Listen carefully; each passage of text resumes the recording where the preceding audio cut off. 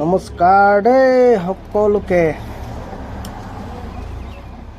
Hello' friends, এয়া মই লৈ আহিছোঁ লোকেল মুৰ্গীৰ মাংস আমি কেনেকৈ বনাওঁ তাৰে ৰেচিপি বুলি ধৰি লওক।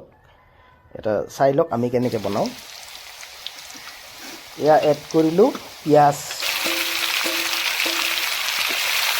তাৰে পিছত এয়া মাংসটো দি দিলোঁ।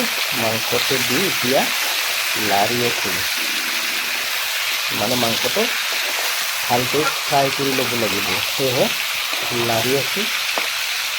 চাই থাকক আপোনালোকে শেষলৈকে, একদম ছুটি এইটো ভিডিঅ'।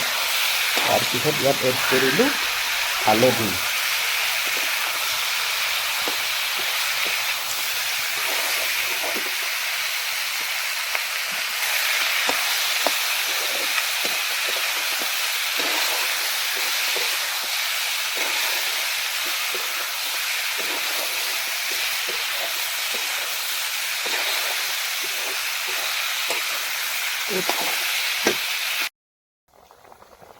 এয়া আমি পানী দি দিলোঁ আৰু মোটামুটি কিছু সময় পিছত আমাৰ হৈ যাব মুৰ্গীৰ মাংস, লগতে দালি বনি আছে।